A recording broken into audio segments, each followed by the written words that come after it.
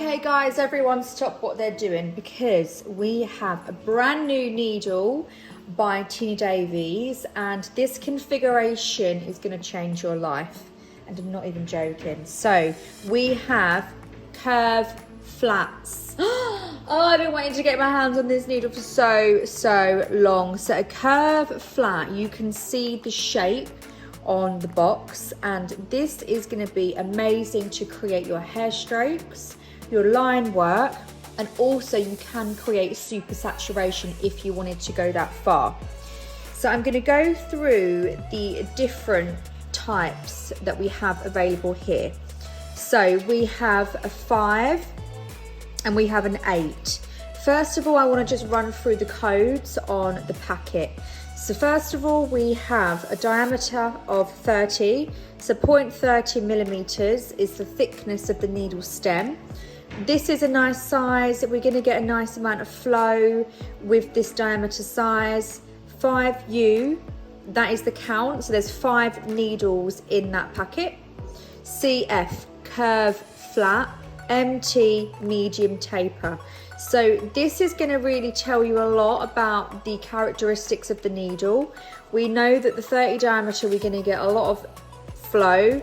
The medium taper as well, it's going to be a nice amount of depth and size. We're not going to have a lot of sharpness because the taper is more medium. This also gives more flow.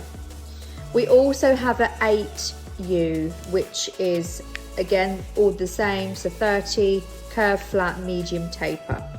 So I'm going to go over why you would use the different ones, and we're also going to go over it on latex as well. I want to show you the difference of the 5 and the 8 flat.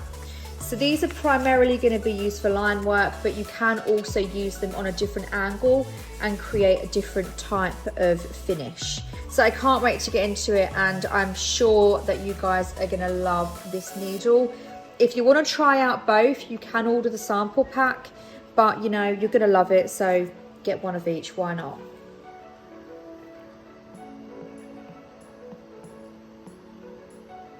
So guys, this is the first one. We have a 5 flat. So let's just look at the casing. It's a closed tip needle. So what does that mean? It means you've not got an open side. It's completely closed. You will need to wipe the tip because sometimes the pigment can get a little bit dry around closed tip needles. But this is also good because when we're doing line work, we don't want a lot of pooling around the tip. So you need to get used to wiping the tip before you do your line. Take note that there's a little air hole here. It's important when you're working not to cover that air hole up. We want to be resting our finger on the finger ledge rather than covering the air hole on the plastic cartridge. So let's just look at the needle a bit more in depth. If I show you the needles outward, you can see we have 1, 2, 3, 4, 5 needles, and you can see that U shape. You can see that the tip is not completely flat edge to edge. We've got the ends, we've got a shorter needle at either end. And that is really important because it's going to create more of a brush-like effect. We're not going to get a really harsh edge in the skin because we have that nice U shape. Comparing that to the 8 flat, we can see that the cartridge shape is a bit wider to fit all of those 8 needles in that cartridge. If I push it out again, it's the same. We now have 8 needles in a U-shape configuration, and you can really see that U curve. This is a single row flat needle. If I turn it this way, look how flat that is there. You can see how crisp you're going to get those lines, okay? So you've got to think of it more of a a machine microblade. So we're going to get a really good amount of pigment in a solid line. Here we have the 5 flat and the 8 flat. You can see the casing is slightly larger. They're the exact same needle, but the count is a 5 and then we have an 8. If we compare the needles again side by side with the needles out, you can see everything is exactly the same apart from the count. The diameter, the taper are the same, but we just have a 5 and an 8.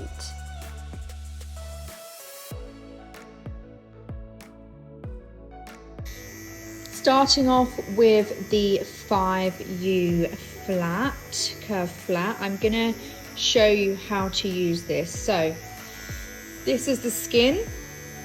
We're going to go in at this angle and use the needle on its belly. We're going to go in at a high angle, 80 to 90 degrees, and use the needle on its belly. We are not going to go in at a 45-degree angle and push this way. You're going to create really harsh lines and cause damage to the skin. We're going to keep the needle high and we're going to use it on its belly. So the 5 flat, you can slightly bend the needle and the hair stroke a bit more. So I'm going to grab some pigment,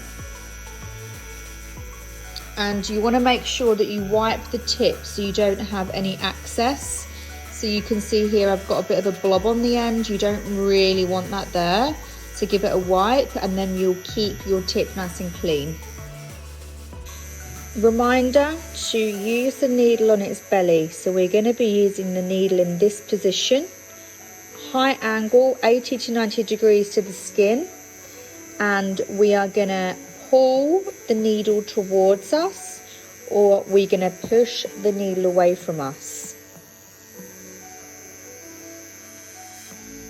Hover before to get your movement and lower down into the skin.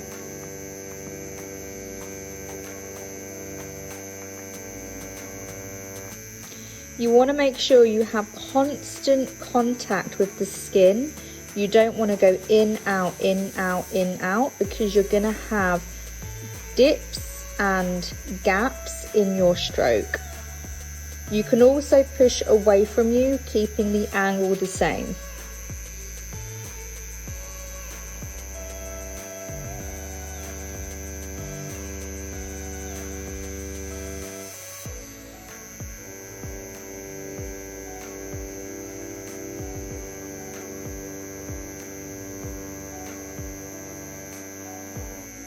You can hear there is constant contact in the skin.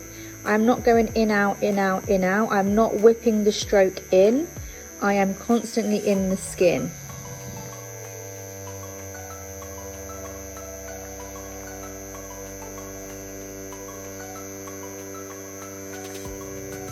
You need to make sure that you are not tipping the pen back to create a double line or a thicker line, and make sure that you're only moving from your fingers. So here we have the 8 flat, and we can see that the needles, we have more, and the cartridge is a bit bigger. Again, you want to make sure that you've not got any excess pigment on the cartridge. Again, we can pull towards us using the cartridge's belly.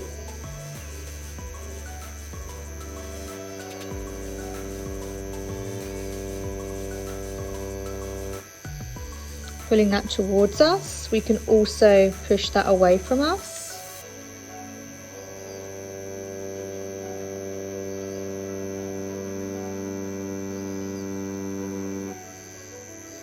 And you can also stay in the skin back and forward.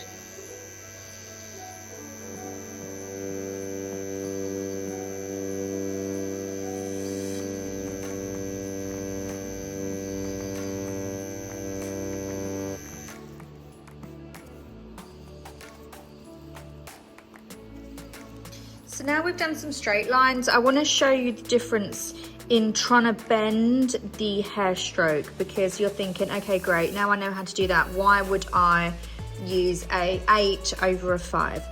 So I'm going to show you how we can slightly bend the hair stroke and which needle configuration it is easier to do that on.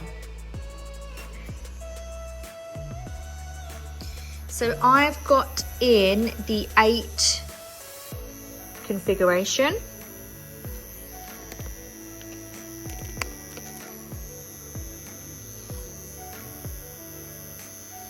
So these are more straight hair strokes here. So what I'm gonna do is try to bend and twist my wrist and sort of my fingers around so we can get a nice curve.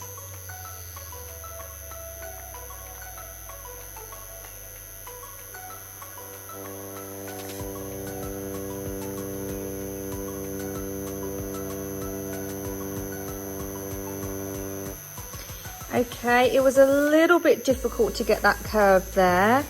I'm gonna do a straight one now here, just so we've got that next to it.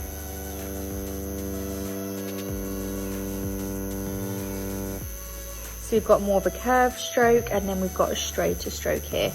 I'm now gonna put in the 5 flat, so then we can really see the difference.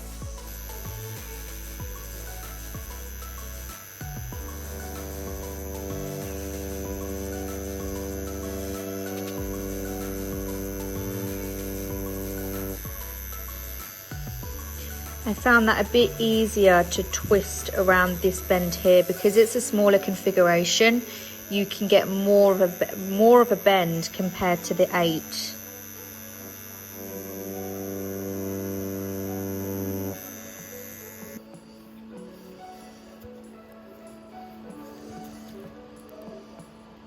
So you can see that the 8, you can still get slightly curved strokes, but you can get more of a curved stroke with the 5. So depending on what you're going to create, if your client wants to have quite straight, fluffy, upright strokes, you can use the 8 all the way through.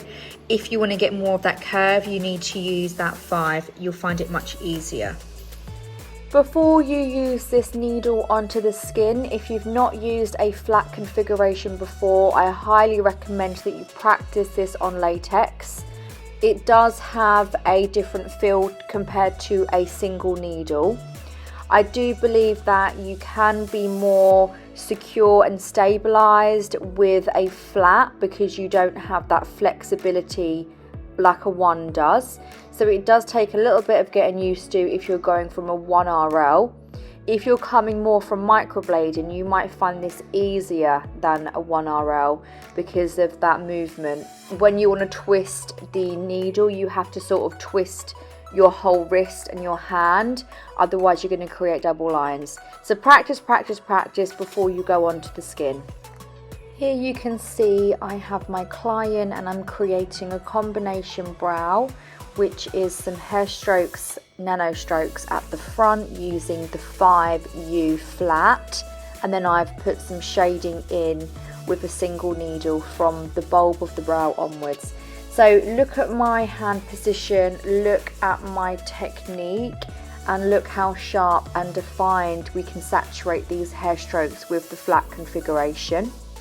Really important to get a good stretch. You can see I'm doing a 3-point stretch and I am hooking my index finger on that finger ledge for maximum support, and then I feel comfortable when I'm doing that nano stroke there. Always looking back at the other brow, I'm creating more fluffy strokes in between as well. I've put the base strokes in and I'm adding more where I need to add more. Make sure that you allow the ink to implant into the skin, so don't rush, just make sure that you glide the needle over the skin and allow it to penetrate. Now let's have a close-up look, and you can see my firm stretch, and I'm going in with the needle, constant contact with the skin, and then you come off nice and lightly at the ends. It's really important to feather off these hair strokes so you don't end up with a solid line at the end. And you can see again, slow movement, constant contact with the skin, and then we lift off like an aeroplane at the end. So it's really important to get that lift off there and keep a firm stretch. If the skin is a bit mobile, then you're not going to get a crisp line. So make sure that you have a firm stretch and use that little finger as an anchor. You can also push the other way. As long as you keep the angle high, you can go away from yourself, and again you lift off at the end there. So getting back on that exact hair stroke is crucial so you don't create a double line. Here is the finished result from my client. You can see the nice saturated hair strokes that blends into the powder. Here is an example of using this U-flat needle configuration on a more problematic oily open pore skin. So if you're struggling to get that nice hair stroke effect with a single needle in problematic skin, it is quite difficult. Then the flat configurations where you have a more saturated stroke is definitely needed, and you can do that very well with the U-flat.